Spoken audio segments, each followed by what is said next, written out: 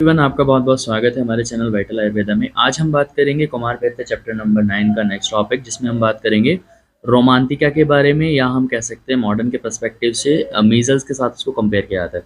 तो देखो, सबसे पहले अगर हम बात करते हैं रोमांतिका या मीजल्स है कि एक्चुअल में, तो आयुर्वेद क्या कहता है कि जो हमारे रोमकूप हैं, मतलब जो हमारे हेयर फॉलिकल्स हैं, उसके जैसा क्या मिलता है हमें, सूक्ष्म पेड़िकाएँ मिलती हैं।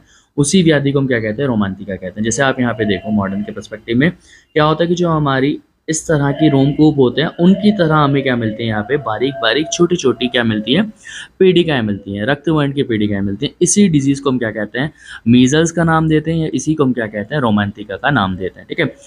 अब अगर हम बात करते हैं, सबसे पहले जो हम बात करेंगे यहाँ पे, इसका मॉडर्न का पर्सपेक्टिव की बात करेंगे। तो मीजल्स एक्चुअल में क्या है, एक वायरल डिजीज़ है, जिसमें क्या होता है कि जो हमारे हेयर फॉलिकल्स हैं, उनकी तरह पे क्या मिलता है हमें, पैप्यूल्स देखने को मिलते हैं। और बेसिकली अगर हम बात करते हैं तो ये होता किस लिए है, ये एक्चुअल में एक वायरल डिजीज़ होती है, जो किससे, कौन से फैमिली से बिलोंग करता है, आरएनए वायरस होता है, पैरामिक्सो वायरस फैमिली से बिलोंग करता है। ठीक है।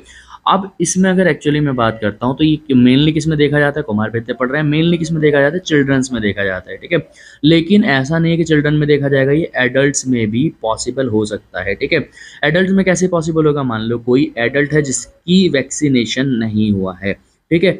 अगर उसका वैक्सीनेशन नहीं हुआ तो उसमें भी ये देखने को मिल सकता है, लेकिन मेनली किस में मिलेगा, हमारा चिल्ड्रंस में देखने को मिलता है। और दूसरा इसका क्या फीचर है कि जो हमारा मीजल्स है, उसके जो यहाँ पे स्पॉट्स होते हैं, वो कहाँ से स्टार्ट होते हैं, बेसिकली ये स्टार्ट होते हैं आपके पहले फेस पे आएंगे, फेस से कहाँ जाएंगे, जो आपका हेयर लाइन है वहाँ पे जाएंगे, एंड देन पूरा बॉडी और ट्रंक वगैरह पे स्प्रेड करते हैं। यानी कि इनका अगर हम बात करते हैं, इसका जो मोड ऑफ स्प्रेड है वो है सिफेलो कॉर्डल स्प्रेड। कैसा है, सिफेलो कॉर्डल स्प्रेड। सिफेलो का मतलब यहाँ पे क्या है, हेड से स्टार्ट हो रहा है और कहाँ तक जा रहा है, हमारा लेग, ट्रंक, आर्म्स वगैरह पे इस तरह से ट्रांसफर होता है। ये हमारा एक जनरल इंट्रोडक्शन था।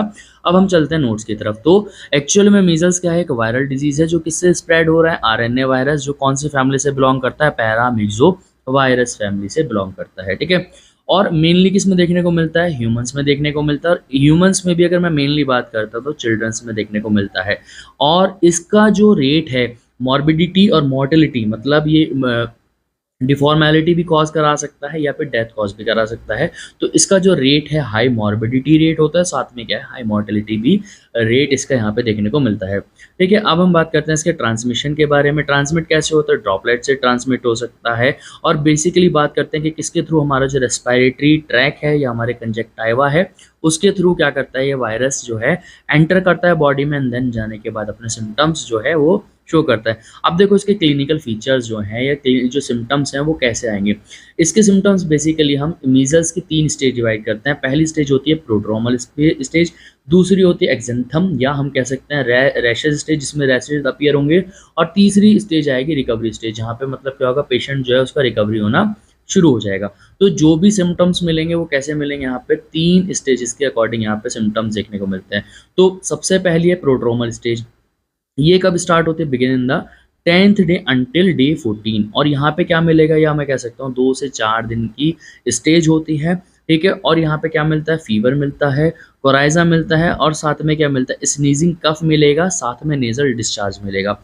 और सबसे इंपॉर्टेंट चीज़ यहाँ पे मिलती है, कॉप्लेक्स स्पॉट्स मिलते हैं। कॉप्लेक्स स्पॉट्स क्या होता है, बेसिकली जो आपकी बकल म्यूकोसा है, मतलब जो आपकी माउथ है, माउथ की जो म्यूकोसा है, जो ओरल कैविटी की म्यूकोसा है, वहाँ पे क्या होता है, छोटे छोटे वाइट स्पॉट्स देखने को मिलते हैं। और ये स्पॉट्स की खास बात यह है कि जब आपको रैशेज अपीयर होने वाले होंगे ना, 1 से 2 दिन पहले ये अपीयर देखने को मिलता है। तो यहाँ पे इंपॉर्टेंट रहेगा कि कॉप्लिक स्पॉट्स हैं कि एक्चुअल में और कौन से डिजीज में मिलते हैं। ये इस पे एमसीक्यू का पॉइंट भी बहुत बार बना है, तो याद रखना है, मीजल्स में हमें कॉप्लिक स्पॉट्स देखने को मिलता है। ठीक है।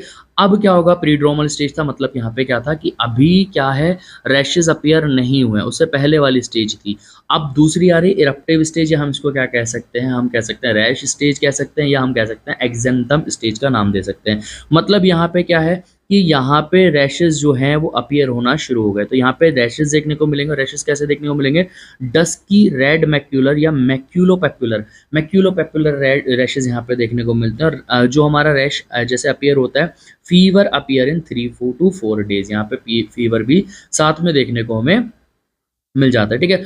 अब जब हमारा जो हमारा फेज़ था, रैशेज़ फेज़ था, अब उसके बाद जो आएगा हमारा रिकवरी फेज़ आएगा। अब रिकवरी फेज़ में क्या होगा, धीरे-धीरे फ़ीवर कम होना शुरू हो जाएगा, जो जो हमारे जो हमारे रैशेज़ थे, वो धीरे-धीरे कैसे हो जाएँगे, ब्राउनिश हो जाएँगे या फिर डिसअपीयर होना शुरू हो जाएँगे, ठीक है। और धीरे-धीरे क्या होगा, जब रैशेज़ से जो मैक्यूलोपैपुलर रैशेज़ थे, वहाँ पे क्या होगा, स्किन जो है वहाँ पे पील होना शुरू हो जाएगी या फिर वहाँ पे स्किन की जो पीलिंग है वो देखने को मिलेगी। तो रिकवरी फेज़ में क्या आएगा, या पोस्ट मेजर फेज़ में, और साथ में क्या हो सकता है, वेट लॉस हो सकता है, वीकनेस हो सकती है पेशेंट के अंदर, ग्रेजुअली डिटेरियोरेशन हो सकता है, डायरिया हो सकता है और ग्रोथ का रिटार्डेशन बच्चे में देखने को मिल सकता है। ये वहाँ पे हमें सिम्पटम्स देखने को मिलेंगे। अब देखो क्या होगा, कॉम्प्लिकेशंस क्या हो सकता है। अगर हम बात करते हैं रेस्पिरेटरी में, तो जो हमारा ओटाइटिस मीडिया हो सकता है, इन्फ्लेमेशन हो सकता है ईयर का, निमोनिया हो सकता है, एन्सेफेलाइटिस हो सकता है, ट्रांसमाइलाइटिस हो सकता है, या फिर जीआईटी के अगर डिसऑर्डर्स की बात कर सकते हैं, गैस्ट्रोएंटेराइटिस हो सकता है, हेपेटाइटिस हो सकता है, डायरिया हो सकता है, सारे यहाँ पे कॉम्प्लिकेशंस देखने को मिल सकते हैं। अब बेसिकली इसकी मैनेजमेंट की बात करते हैं, तो यहाँ पे इसका कोई एक स्पेसिफिक ट्रीटमेंट है ही नहीं यहाँ पे, लेकिन हम क्या यूज़ करते हैं, यहाँ पे विटामिन ए के सप्लीमेंट्स का यहाँ पे यूज़ किया जाता है, जो हमें WHO रिकमेंड करता है। अब इसमें 3 यहाँ पे डोजेज आपको याद रखनी है। इंटरनेशनल यूनिट के अकॉर्डिंग अगर लेस देन 6 मंथ है चाइल्ड जो है, तो उसको 50,000 इंटरनेशनल यूनिट्स देनी है विटामिन ए की। अगर 6 से 11 महीने का बच्चा है तो 1 लाख यूनिट्स देनी है, और अगर 12 महीने से ज़्यादा का है या इक्वल टू 12 मंथ है, तो आपको 2 लाख यूनिट देनी है, किसकी, आपको विटामिन ए की इंटरनेशनल यूनिट देनी है। आईयू का मतलब यहाँ पे क्या है, इंटरनेशनल यूनिट है, ठीक है। इसके बाद ये तो हमारा हो गया मॉडर्न का पर्सपेक्टिव की स्पेसिफिक कोई ट्रीटमेंट नहीं है, लेकिन आप विटामिन ए की हाई डोज यहाँ पे रिकमेंड कर सकते हैं। अब आयुर्वेद में इसको क्या कहा गया, आयुर्वेद में कहा गया रोमांतिका।